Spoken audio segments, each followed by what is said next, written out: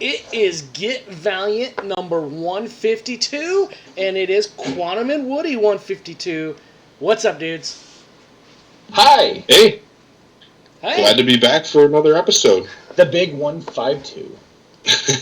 It only gets bigger. That is not what she said. Oh. Wah, wah. Hey, anytime you can do. TMI. I think that's what they call TMI.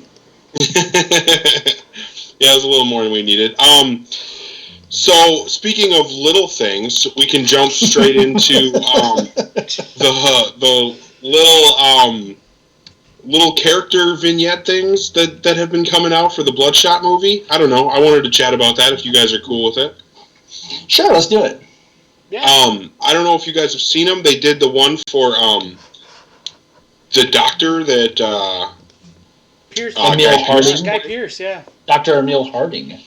Yeah, so he reminds me of Emil Kuratich from the Bloodshot comic. Only that guy was a good guy, and I don't think that Harding is going to turn out to be a good guy. But that was kind of cool. There was a little bit of new footage there. And then they did one for Lamorne Morris's character, something Wiggins. I don't remember what his name is. Yeah. I'm terrible. But they did a little vignette for him, and that was like all new footage. It's talking about his superpowers coding, and that was super cool. I don't know, that got me excited. There's the other one. There's another guy. I can't remember his name. They have one for him also. Then there's a Bloodshot one. That is Sam Heughan one too. And they have Sam Heughan too. Yeah. They did one for KT. Might be my new favorite Valiant character, just saying. Isaac Gonzalez. Yep. Yep. No, it's cool because, like right now we're just really in like the thick of things with like the promotional stuff for Bloodshot. So it's great to see all these little things pop up where it's like, hey, here's a 5-10 second clip about this character that we don't know a whole lot about yet. But we're getting that information, and that information is getting out to other people too, But it's really exciting because there's so much stuff out there now. Right. Yeah, I've got all kinds of people that know me as a Bloodshot fan hitting me up and like, oh man, I saw the Bloodshot trailer. Oh, I saw, like my dad texted me. The big boxing match last weekend, the ring had an advertisement for Bloodshot on it. Dude, I had a friend text me all weirded out like, did you see the movie? Did you see the movie? And I was like, no. And he goes, didn't you say it was February 20th, 21st? And I was like, you haven't been reading all my Facebook messages that say it's the 13th. What's wrong with you? But it was funny how he's like, did you see it? Did you see it? What'd you think? And I'm like, dude, it didn't come out yet. So you can definitely tell that we have been talking about it in one form or fashion to our friends. So. Yeah, absolutely. Anybody that will listen. Yeah, pretty much. Yeah, so it was just really cool to see those little character vignettes or whatever you would want to call them, those little character moments, kind of getting a feel for the different characters that are going to be in the movie. I think that there has been a little bit of this idea that the first trailer gave away the whole movie, and I think what we're seeing with those little character things is, there are all these characters that we really didn't learn anything about from the trailer that are going to be all over this movie, so I'm really excited to see how this all plays out. And what it turns out to be, and the movie cannot get here fast enough. I hear you on that. I was very excited when, just thinking about like the upcoming trip and the fact that I'll finally get to see the movie. I'm just like, I can't wait. It's going to be like the highlight of my weekend. I think just being able to see it with some friends and man, I hope it's good. But I get a feeling it's going to be. I really get the feeling like going into it. It's not a question of whether the movie's going to be like good or bad. I'm pretty sure I'm just going to enjoy it regardless. Yeah. Just because I'm such a fan of the character. And from what I've seen of the trailer, I like everything that I'm seeing with it. So I almost feel like at this point, it's not a question of whether like I'm going to like it or not. It might be a question of like how many times I'm going to see it in the theater. Right? Yeah.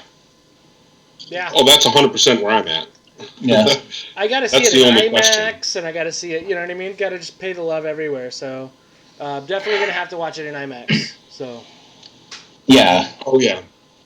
100% I'm going to have to go to an IMAX theater and watch it. I just wish my first time could be an IMAX, but that's not going to be realistic because there's not one close enough. Right. But I'm absolutely going Thursday night to the earliest showing that they have. If I have to take off work early, I don't think that'll happen, but I would do it. I'm going to go see this movie as early as I possibly can. It's happening.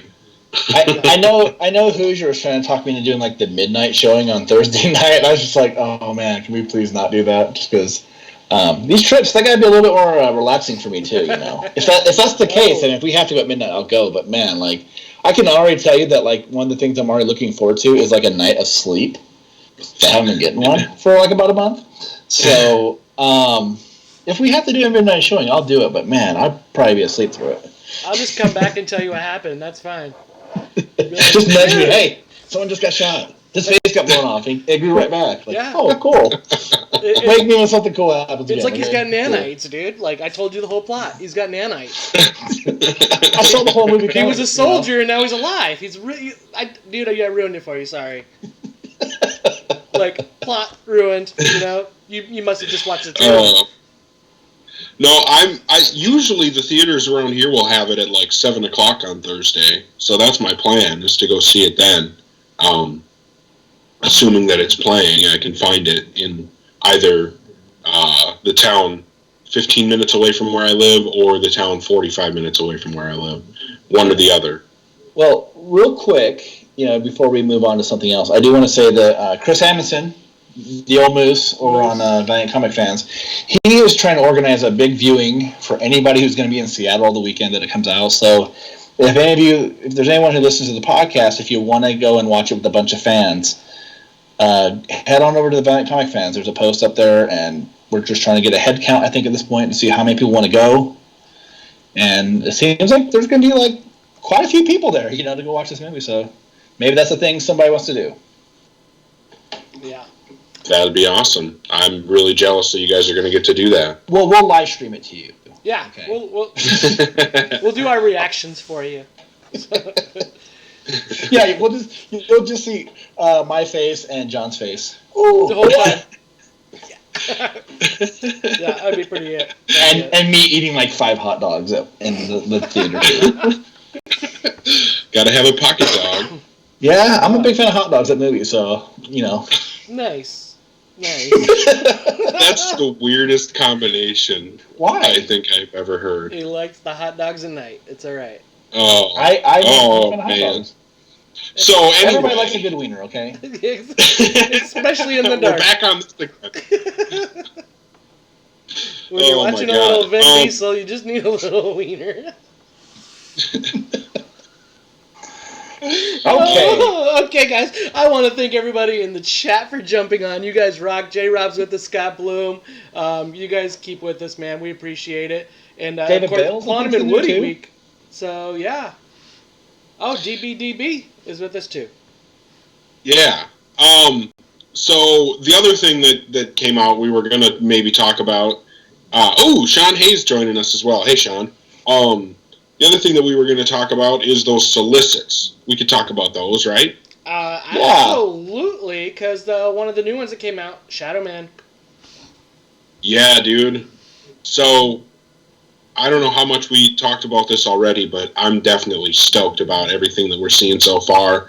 The horror movie homage covers look awesome. The interior art looks like it's going to fit a horror book perfectly, and knowing that we have Cullen Bunn writing it and his history writing horror, I'm definitely looking forward to what this book turns out to be.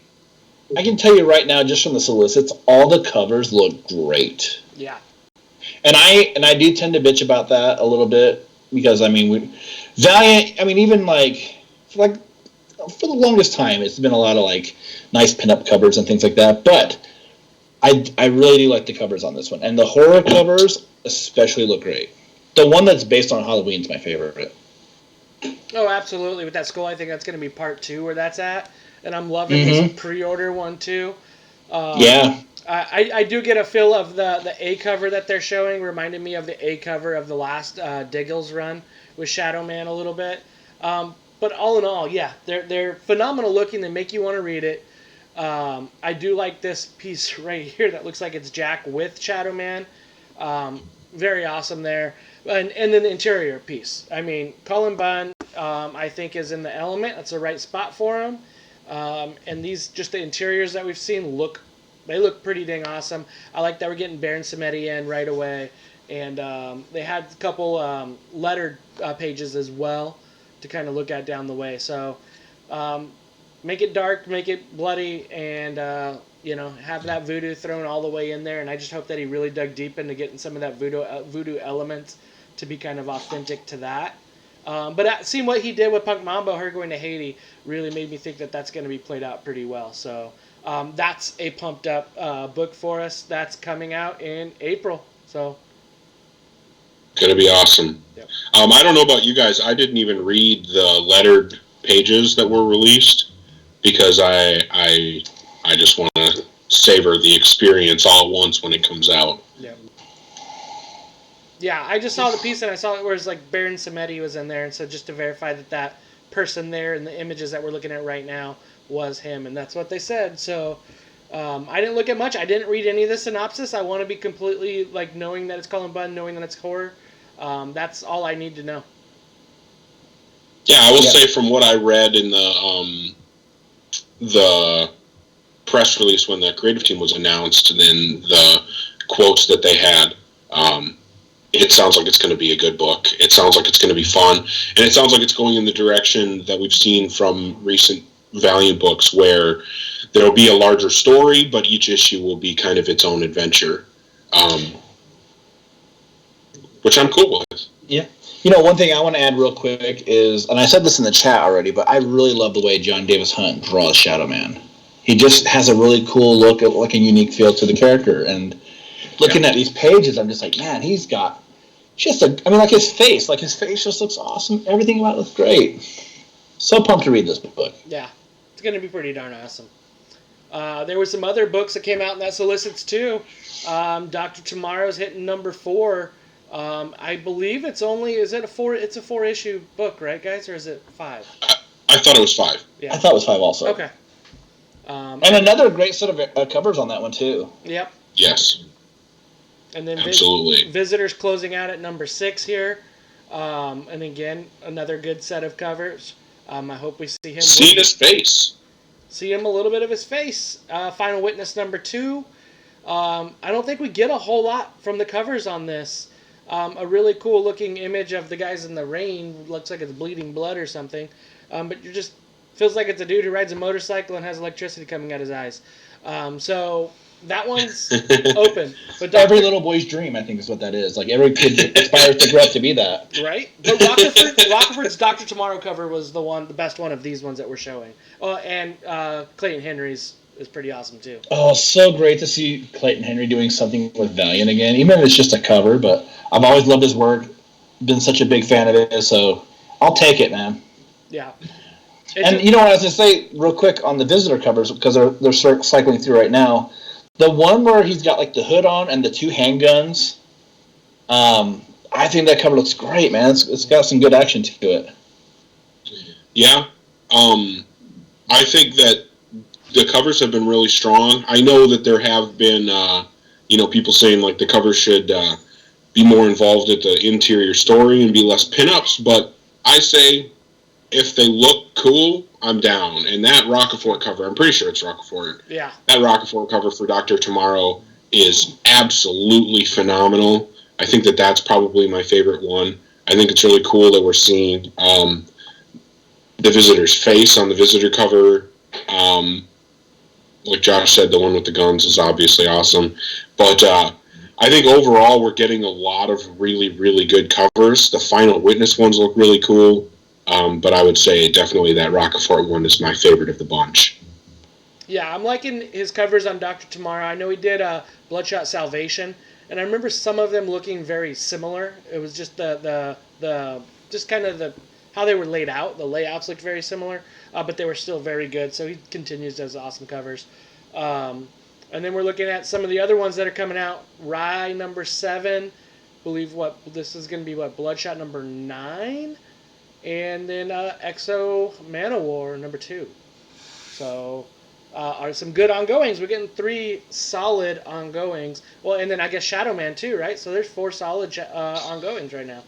Yeah, and you know what? Like it seems to me like we are getting that return that so many people have wanted to the classic lineup of Valiant characters: Bloodshot, Rye, Exo Manowar, Shadow Man. I mean, we really just need Harbinger at this point, you know? Right.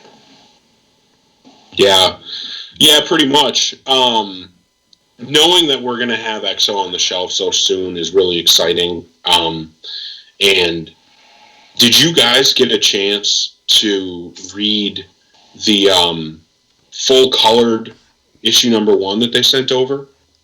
Yeah. Yeah, I didn't read the full colored one, only the line one. But there was in the line there was a couple pages colored, and those looked amazing. So reading the whole thing in full color is just a phenomenal experience. The color adds so much to the art, as you could tell from the couple pages that were colored in the first version that we got to see. But getting to read it with the full color, like I said, it takes the art to another level. It takes the reading experience to another level. And the only bad thing, and we say this, about getting to read some of these books early, is now I have to wait until, while everybody else is going to get new EXO content that they've never read before come March, I've got to wait till April before I get new content that I haven't already read. So, I just, that's where I'm at with EXO, having read the first issue. I cannot wait to see where it goes. Hey, who did the art on the Bloodshot cover where he's got a sword sticking out of his shoulder? That cover looks rad. Yeah. Not sure on who did that, but I agree. That does look freaking phenomenal. Bloodshot, his art's looking great. And then what is this one? This is still laming on this, so... but yeah, even that one that's up right now looks great. The kind of more retro look one, I enjoy that one too. I mean, yeah, I'm liking all the covers that are coming out for the most part. It's a strong month on like the covers, I think. Yeah. Yeah. That EXO cover with him hurling a car. I think a lot of these look really cool. My favorite one of the Bloodshot covers has to be the one where it's like the black background. Yeah. And he's just standing there looking like a badass. That cover is pretty awesome. But the one Josh mentioned where he's got the sword sticking out of his arm, that's definitely a cool one too. It looks almost like Felipe Massafera, but I don't think it is. Yeah, I'm not Either sure way. it is. Yeah. But yeah, phenomenal amount of books. And then you mentioned EXO. There was some images this week of the copper variant that's coming. So copper variant of EXO is around the corner. I believe it's a 1 in 250 again, and it looks pretty cool. Yep, another book I won't be able to get. Yeah, it's going to be a couple of bucks. I don't have any of the metal covers. I've been able to get the high variant for Punk Mamba 1. I was able to get the one for Dr. Mirage. Those ones have been a little bit more affordable, but these metal covers, they're just way out of my price range. Yeah, I have. And this is the second one for Exo Manowar too. Oh sure. Yeah, I've got the Bloodshot Salvation number 1. It's out of frame on my wall, but yeah, that's the only one that I've got. Carbon fiber or 2, don't you? What's that? Carbon fiber or 2, right? I've got one carbon fiber right here, signed by Tim Seeley. Damn, that thing's so nice. Yep. I'll say this too. Like, even though like Rising Spirit was kind of a dud, the glass cover, it's a glass cover that one got, right? Yeah. It looks beautiful too. Like, they've done a great job on all these big time incentive covers. They really like pull out all the stops on how great the art is. This EXO one just looks phenomenal. Yeah. Is it that Jeffrey Verregi? I don't know. It looks like it would be, but I don't believe it is Verregi. It looks similar to his art, but it also looks kind of like it could be a Raoul Allen in a way too. Just kind of that mindset, but it's not. It's somebody different, and but I'm pretty sure it's not either one of them. So. So I think I think it's a bronze cover. Bronze, yeah, not copper. I think I said copper. Sorry, thanks for correcting that. And then I think was it in the chat that had pointed that out? Scott. I definitely, going back to kind of what was being said before, we are getting the tentpole characters back, and, Eternal Warrior I see as being one of the suggestions in the live chat, and I'd love to see him in an ongoing book again. Oh, absolutely. But yeah. The Exo Manowar 1 in 25. Never mind. I'm looking at the wrong solicit. I'm looking at the one for May. Yeah. Let's see, March? I want to know who's doing that cover. Damn it. Yeah, I'm not sure. But they haven't been doing a lot of the incentive variants other than on those first... It's Raoul Allen. Is it? Okay. Yeah. Yeah, Raoul Allen is a great cover artist, that's for sure. Yeah, he's awesome. So I'm always excited anything that guy pretty much does. I think you're for sure it's going to be it's going to be a solid it's going to be solid. So it's not But that's what we've got 6 books then coming in April? 7. 7 books. 7 books. Either way, 6 or 7 books. I think is a solid number, especially if they're all going to be good, knowing that we have, what did we count, 4 of them are going to be ongoings. And then we've got other ones coming, like Harbinger. Ninjak has been teased. Savage. But knowing that we're getting a lot of these main core Valiant characters that we've all wanted to see. Like, it's awesome getting the Punk Mambo books. It's awesome getting, I enjoyed Forgotten Queen. There have been some really good books on those side characters, Roku, but getting those core characters back on the shelf, knowing that we're going to have a Bloodshot book every month, knowing that, coming soon we'll have an EXO book on the shelf every month. That's definitely something to look forward to and be excited about. And I think we're getting a Punk Mambo book too, because there's been Adam Goran's been showing a lot of art. Drop time. And so, I'm very excited for that to happen. Yeah, that's fucked up. And then we know Savage is likely coming by that video that was showed a couple weeks ago. So that's coming around the corner. They'll probably announce it either at C2E2 or at Emerald City Comic Con. So hopefully we'll have some news on that soon. And also the Ninjak that's been kind of teased out there, and some Harbinger that's been teased out there. So I think that there's some cool stuff around the corner. So cannot wait. But you know what you cannot wait for anymore, and it's right here. What is right here? What do we got? Quantum and Woody #2. That's what we're waiting for. Bam. Yeah. I actually got a copy as well. Look at you guys all going to the stores. Schmancy. I like that cover a lot right there.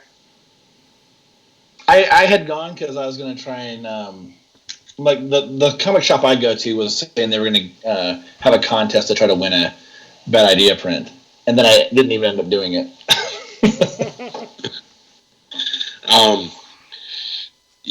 So knowing that we've got all these awesome characters and we get a limited amount of Quantum and Woody is a little bit of a bummer, but at least they're making the most of it. This was another fun follow-up to the first one. And we will spoil it. Right. We will spoil it. So let's let people know that. Yeah. Yes. We will play spoiler to your uninformed knowledge of Quantum and Woody 2. Just like I'm going to do Josh when he sleeps through the midnight showing of Bloodshot. Hopefully you've all read Quantum and Woody #2. And so I'm going to jump straight to the end. That cliffhanger is the biggest complaint that I have about this book, because we got a whole bunch of teasing in the first issue that Woody's lying, and here we are at the end of the second issue, and that's where we come back to. It's like we've circled back around to Woody's lying, but we don't know anything more than that. That's really the major complaint that I have, and that's not really even a complaint. It's just not getting the whole story all at once, which obviously that's just good writing. So That's not really that much of a complaint. The art for this issue seemed a little bit on the busy side, if I'm being critical. Other than that, I think it fits Quantum and Woody really well.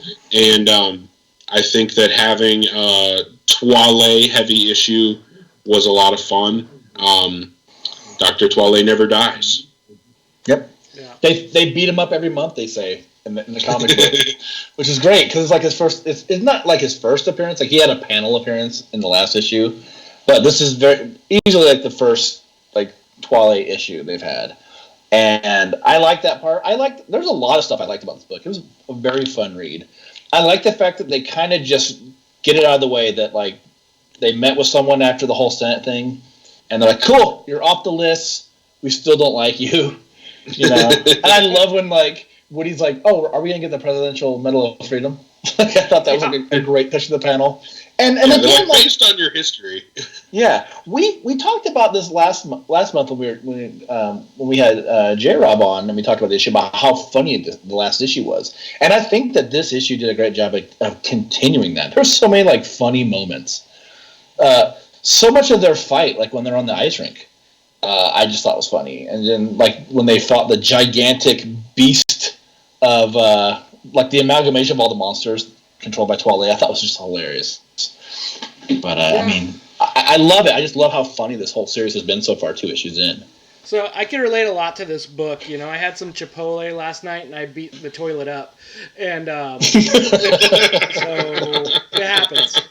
So, you know, it's always great when somebody beats a toilet up and you can make a Professor Poop Chair here, you know, telling us about his meals. That's it. But anyway, looking at the very front page, there was a funny call out. Heather Antos calls out her boyfriend in the multimedia, the "Oh That Tyler." So it's kind of funny if you follow her on Twitter. And the fact that she does that is kind of cool. And I actually kind of like the way they played that out because it gets some of that Woody and Eric's banter back and forth, even on social media. The art, like I agree, it was busy, but I think it was fitting that you're having it in a big arena the way it was. It was pretty hilarious. But I'm going to agree with you a lot, Eric, on that teaser at the end. And it just makes me think that we're going to wake up and it's all a dream. Or, I'm thinking Woody was connected to Dr. Toilet, and that's what happens when Dr. Toilet connects to you. I don't know. It's pretty wild the direction it's taking. It's been fun. It's been entertaining. The apprehension and the reveal that that's one of the politicians from the first issue is I'm looking for more there. It just seems like there's a lot of like slides that are happening, and it's is the apprehension turn out to be the good guy or the bad guy in the end? Clearly we know Dr. Toilet is just looking for a place to be, and we'll see. But all the way around, it was entertaining. It was funny still. And I just, we're getting all these like cliffhangers on every book, and when it's the same cliffhanger twice, just kind of makes you wonder. Yeah, I wasn't bothered too much by the cliffhanger. I mean, to me, like when they finally do the reveal of apprehension, it was a little bit underwhelming, I would think. Yeah. Just because I was like, oh, it's like the politician, but I think like what will probably end up happening is that they're just going to basically just blow their chance to be proper heroes like they always have. Yeah. And so I'm just kind of waiting for that moment. But I thought there was some good explanation of their powers a little bit here. I love the fact that there's a panel in the issue where it shows Quantum meditating, and it's not doing anything. Like he's like, "Come on, it worked for Woody. It's gonna work for me." No, but then like when they had their big fight near the end, Woody shot lasers out of his eyes, and he's like, "It's no different than shooting it out of my fingers."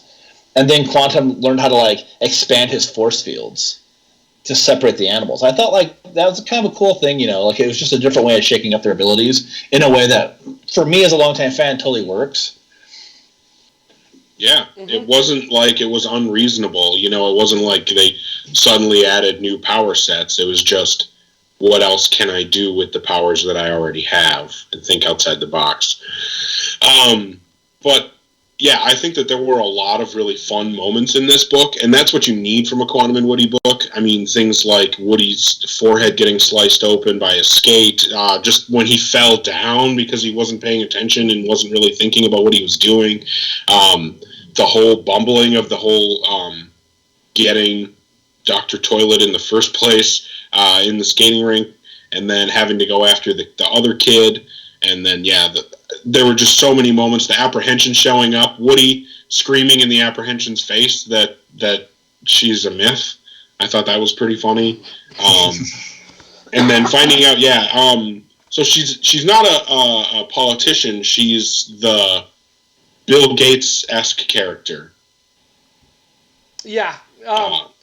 There was another part that was pretty funny when they talk about the Woody wanting to have all the publicity. He wants to be in the camera.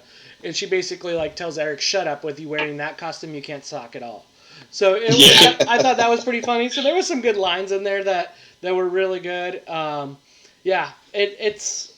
It's only 4 issues, so there's not a whole lot more left to go. We're halfway. Yeah, halfway, and it was entertaining. So it was worth. We're really halfway. $9.99. We're really halfway. That's really. We're only getting 2 more issues. Twale.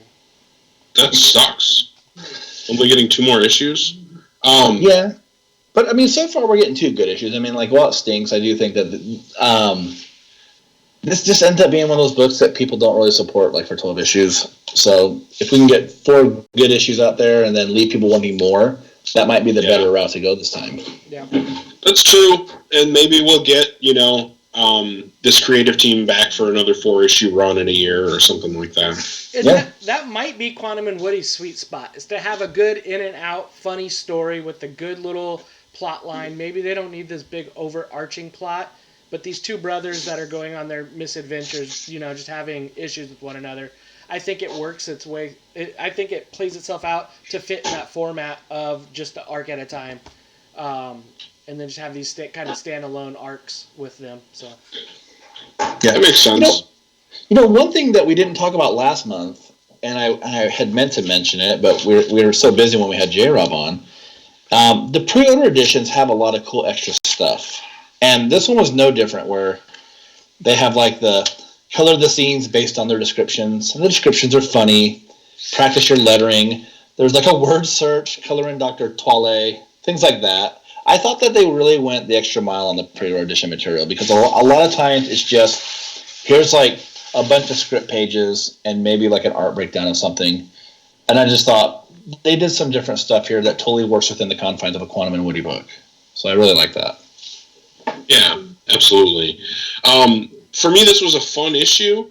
I don't think it was quite as good as the first issue, so I can't give it quite as high of a score. For me, I would call this... I'm struggling a little bit. I'll call it a 4 out of 5. Still a super solid score. A very good book.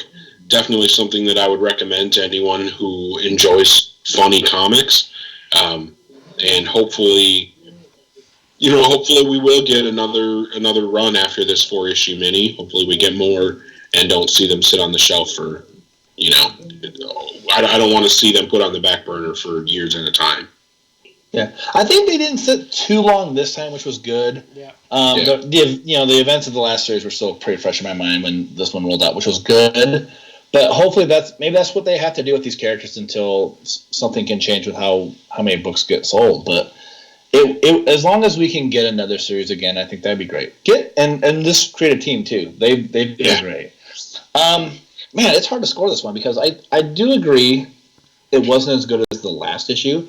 But it's still really good. I still really enjoyed it. I'm just trying to remember what I graded the last one at. I think it was a 4.2. I think it was a 4.5 as what I gave it, and I think it was worth it. So I'll probably go. I think just to be a little different, I'm gonna go 4.25. It's a great issue though. The art's a little busy, but there's still a lot of good laughs. It's still a good story. So maybe if you don't like cliffhanger endings, maybe this one ain't gonna be for you, but I think there's a lot of fun moments here to make it enjoyable. Oh, absolutely. And I think that's kind of where we're at, is that it wasn't quite as good as issue number 1, but it still did hit the marks for a Quantum and Woody book. You did laugh out loud in the little spots. You did kind of enjoy it. It was light-hearted, and it was just dysfunction between 2 brothers. In their manner, and it was out there. It was wild, right? Dr. Twilight the real full appearance of Dr. Toilet, and it was not in the toilet. It was 4.0 for me. I liked it, and again, this is one of those books that when you read the whole thing, it maybe even score higher than what a single issue scores. Just kind of sees what the payout is at the end.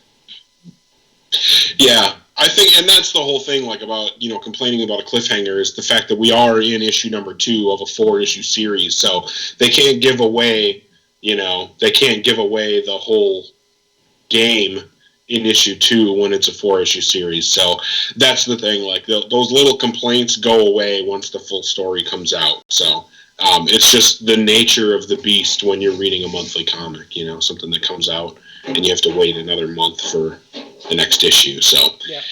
But it's well handled. It's well done. Oh, I wanted to say, I really like the, in all the previous Quantum and Woody series, there have always been those full black bars going across the entire page and, saying something relating to whatever's coming, whatever scene's happening.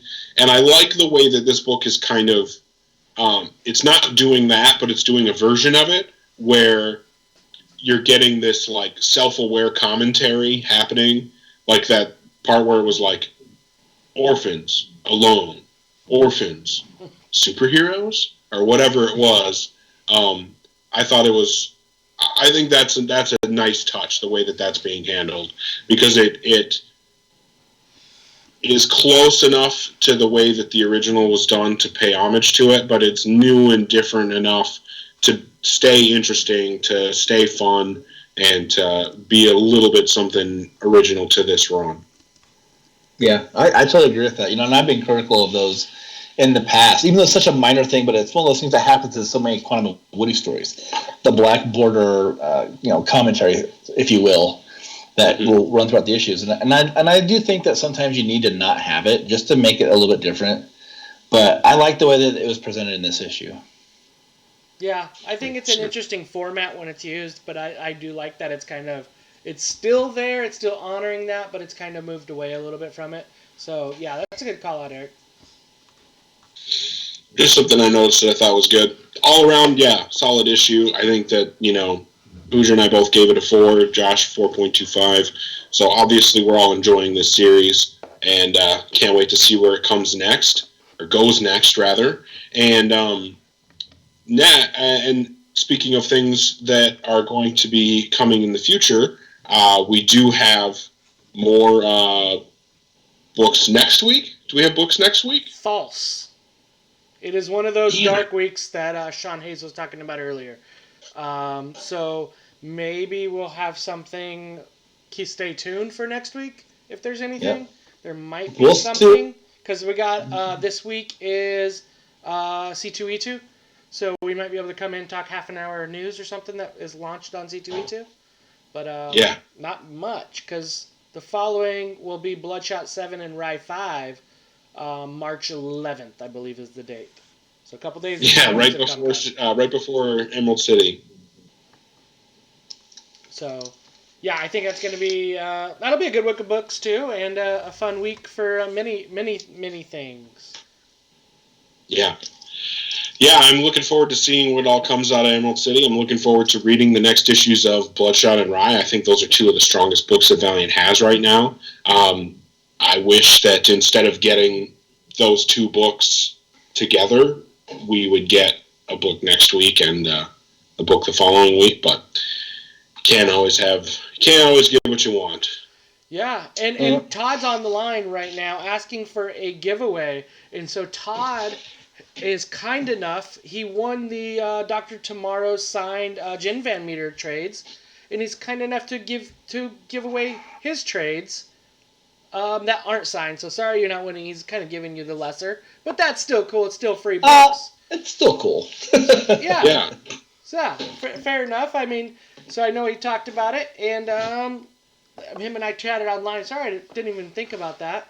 So if you guys need some Dr. Tomorrow trades, let's get your name in the hat. Put your name in the comments. Let's do it that way. Comment down below in the regular comments, and we will pull a winner out. Let's say Saturday. Give some time people to watch it. because we didn't announce it and there's not a lot, So let's try it that way. Put your name in the comments, and then we'll pull your name somehow. We'll figure it out, but you'll win. So put your name in the comments. Yeah, I think that's great. Comment on the video, and while you're at it, like the video, subscribe, and maybe hit that bell icon as well, so that when you got awesome Hoodoo TV happenings going on, whether it's Get Valiant or the Bad Idea Society or any of the other awesome content that Hoodoo TV provides, you'll get notified and you'll be up to date and, get the opportunity to see some of the stuff live, because Bad Idea Society has been hopping on live kind of with surprise episodes here and there. They've done a couple so far. I was lucky enough to be involved in one of them and got to watch the last one. So, yeah, I think that subscribing and hitting that bell would be a great idea for fans of great comic book podcast content. I can't talk. Cool. Awesome. Yeah, definitely sub. Get in there, like it. Let's get some there. And then, at least in 2 weeks, we got Bloodshot number 7, Ride number 5, maybe something else between then and there. And rocking and rolling with everybody else that's on the chat, man. So thanks everybody for jumping on. Lots of you guys. Yeah, I've noticed in the last couple of months, our involvement of people in the live chat has really increased. So thank you guys, because sometimes it used to feel like the three of us would just be talking to one person, and now we're getting a dozen people in. We've had some episodes where there's 20 people in there. It's great, and I can't thank you guys enough for that. That's right. Yeah, and just remember, everybody, we're not talking about the live chat. Go into the actual comments on the video, and that is how you will enter to win Todd's Dr. Mirage trades. That's cool, because that gives some people who aren't watching live a chance to maybe win one of these things too. Yes. Yeah. Yes. And we'll post about this on our Facebook too. Yep. Yeah. Absolutely. Yep. But good luck for you guys who are watching live too. I mean, we all want. There's always a winner. There's always a loser. Everyone's a winner. In one way or another. Absolutely. Thanks everybody for watching, for listening. If you're watching or listening after the fact, definitely appreciate it. And hopefully you can put a comment in there and potentially win some awesome Dr. Mirage trade paperback action. Those are some great stories, so definitely a good prize for anybody that gets it. I've really enjoyed this week talking about Quantum and Woody. Can't wait to see what comes out of C2E2. Talk about Bloodshot and Rye coming up, and of course, see whatever comes out of Emerald City Comic Con. I know you guys are going to have a great time. But for now, we're going to go ahead and sign off. I'm Eric Baumgard. I'm Josh Rathbun. And I'm Hooser, and I'll be at Emerald City Comic Con. Hey, so will I. Hey, maybe we should hang out and watch a Bloodshot movie. Hey, maybe we should take Todd Lewis with us too. Oh, dude, Todd could definitely go. Moose, Aaron Nagy, he was on here too. So I guess Aaron Nagy would be a great person to take to that. Heck yeah. So sounds like you guys are going to have a great time. You know why? Because we are going to just stay valiant, Eric. We're going to stay valiant. Get valiant and stay valiant, my man. That's it.